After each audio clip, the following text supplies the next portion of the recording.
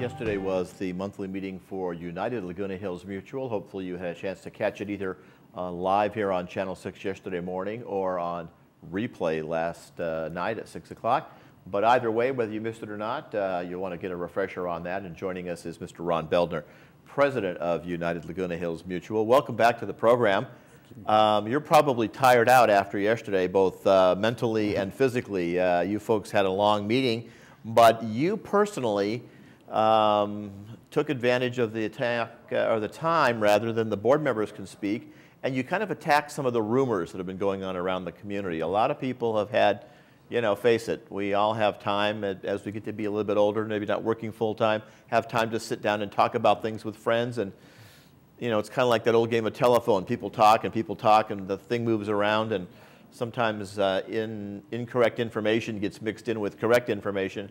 So from time to time, it's always good for the presidents and the boards to kind of bring things up to speed. And you had not only things to say, but things to show yesterday. And there's been a lot of things, printed material, newspaper articles, flyers, and other things. So maybe you could give us a little shortened version of some of the things, because you did a pretty lengthy presentation. So maybe just give us a few of the highlights of some of the things you were trying to get across. Well, it was the longest speech ever given by a president during the chair remarks, but it had to be done.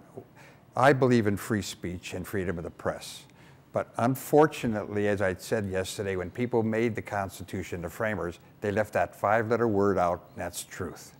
So people can come on your show, people can go and stand before an audience and say anything they want. They could lie, they can misrepresent the stuff, and people believe them. Because one of the things is you try to create fear, because fear motivates people to do things. So by telling people they're going to lose their place if they go in a hospital, or they got to sell it at a loss, or they have to have these rentals and everything else, that is totally wrong. So what I did yesterday was to show people first, there is no secret meetings, and we've talked about this before. We explained what is the meeting, what is the law. We showed various documents such as the Monday memo that is in all the clubhouses. We talked about the board meeting dates that people can get when they come in here, and it has for a whole year, every single location of every meeting, the date, the time, everything. We also talked about how people, if they want past documents, very simple, fill out this form, which is required by the state, and they can get anything they want. I also talked about the phony stuff that is going on. And this was very important, Rob, because people were getting flyers like this that said there was secret meetings going on and the board had voted on the 6-month issue when we hadn't even had a meeting, and they had put my name in there as one of the 8 people who voted to keep it. And as president, I don't vote unless there is a tie. We also went in and talked about other issues that were in here. What is a condo? What is a co-op?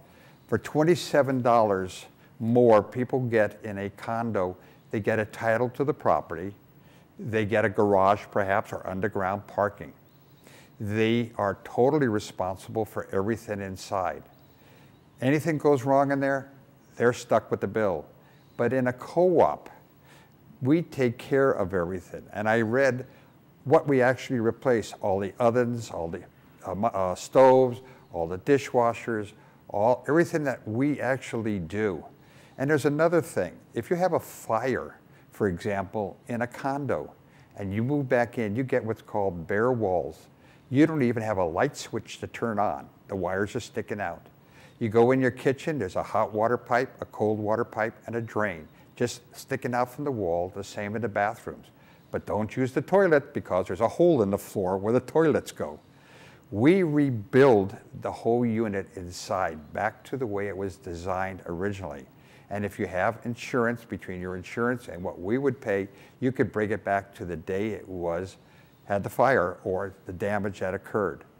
We have a broken pipe, we fix that pipe and any damage to the walls, the ceilings, and even the kitchens. So we take care of it. Now the interesting thing is that the people who are pushing the 6-month program, the Protect Property Values, they say this is their #1 issue and the most important issue in this community. Yet, Leo George, who came on your show on October 19th, and he came on before their meeting of PPV, said You can't make money renting your place because you got to pay your mortgage, your interest, your assessments, your maintenance. You make no money on it. So why is this an issue? And the board didn't make any changes. From 1964 to 1986, there was no rentals in this community, and every board upheld that. In '86, because of what's happening today, the boards voted for a 6-month rental program. And every board since has voted to keep it. And we made no changes on this whole rule. The only change that occurred, though, was by the state of California and the governor, who signed a bill that said there could be no more rental restrictions for condos, co-ops, or apartments after January 1 of 2012.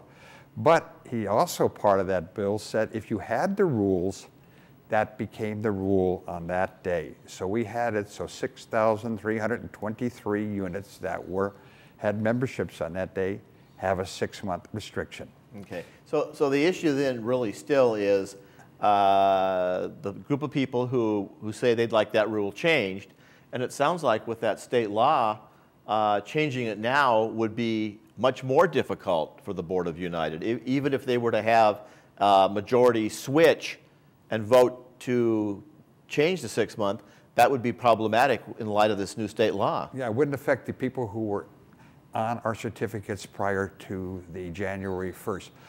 Let me tell you what I wanted to say yesterday, but I sort of held it back. When a real estate agent lists your place, and you don't have to use a real estate agent in United because you're not transferring property, that agent gets 3% commission. That rings the bell once on the cash register. The selling agent gets 3%, and now the listing agent gets it, so the bell rings twice. But the agent who is renting the place for people gets 6 to 10% of every month's rent, so every month that bell rings. So this is basically a real estate market pushing this thing. And they have been pushing it for years to drop it. They say they don't want investors in here. Regretfully, I have to tell you, we're looking at what's coming in today. We know that the investors are coming in. They're buying. They're going to rent for a couple years. And then when the economy changes, which UCLA and several economists are saying will be next year, by next year, they're going to dump the properties. And if you think this is a problem, it's going to happen again.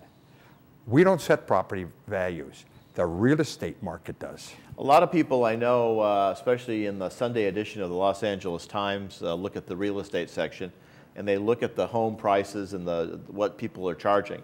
One of the things that's not in that list is United Laguna Hills Mutual. You might see Laguna Woods as a listing there. What they're seeing is what? All Third Mutual and the towers, correct? They're That's not seeing correct. any of United's properties in there.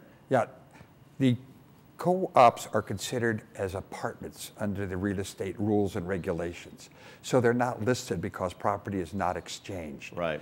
And so Property all belongs to the corporation, Right. United Mutual. Right. So in Third, when you see that and they say that the co-ops are the last zip code, that's false.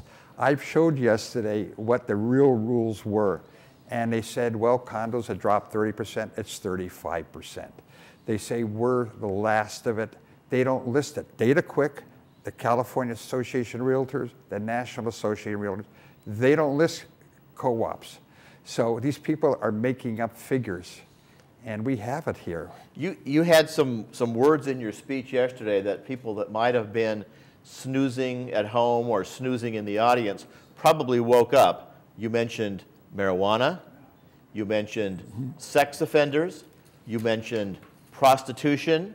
Some of these words are, shall we say, underlined and capitalized, and they're definitely going to get people's attention. Could you just briefly reflect on what you were talking about there? Okay, what happened is 3 of our people in the community who like marijuana went to the city of Santa Ana and registered 8 companies with the word Laguna Hills Marijuana Clinic, Laguna Hills Cannabis Clinics, and stuff like that. That got picked up by every company who goes every day. They look at birth, deaths, and what new companies. It was picked up by the Financial Times and put out to all of the financial community worldwide. We went from number 1 to number 4 on the list of places to retire. But that wasn't from number 1 best to number 4 best. We went to the 4th worst because they looked at 8 companies versus almost 17,000 people. Yes, we did have the Sheriff's Department come in, and a house of prostitution was closed. I can say to you right now that the Mutual is looking at another potential, because some people came to us and they were propositioned outside of a certain building that we're looking at. We do have crime in here. We have had 6 or 8 drug labs broken up. We've had over 30 people arrested in here for assault and battery on neighbors. We have, of course, 8 people living in here who are sex offenders, but they have a right to live wherever they want. Behind walls, people can do a lot of things. And we only have 1 patrol car in the morning and 1 in the afternoon that come through here. So there is crime in here, and the board sees this every day. We have people turning in their places into care facilities, critical care facilities, and how would you like to live next to one? They're filling every room up with not 1 bed or 2 beds, but 3, 4, 5 beds in a room, because they're making a lot of money on this. We have people turning in their co-ops into hotels for caregivers, running them during the night when they're not working or on weekends. I guess bottom line is we're out of time for this segment, but some of these things would be troubling to some of the residents. I imagine the board has some level of things they can do in some cases. In others, your hands are somewhat tied. So I imagine you're working with the management company here, PCM, right, working with the city of Laguna Woods, and working probably with law enforcement as well to try and deal with some of these issues. It's an unfortunate thing, but you know, our security department doesn't get every claim. The Sheriff's Department can come in. A lot of people go and make claims directly to sheriffs and other departments. Right. We are out of time for this segment. You discussed lots of other things at the meeting as well, but we thought this was important since you did take some time to share it yesterday. If you want to see the rest of the meeting in its entirety, including the President's remarks with graphic visual aids, you can check a replay tomorrow starting at 1:30 Thursday. That will be tomorrow afternoon here on Channel 6, and you can see the entire presentation plus the rest of the meeting. Right. Thanks for joining us. I thank you. See you back here next time. Appreciate you being with us today. A reminder that these reports that the presidents do with us here on Channel 6 are also on the website as well, so you can check those out if you missed any of the items we discussed here. We'll be back with more guests as our program continues for you here on Channel 6.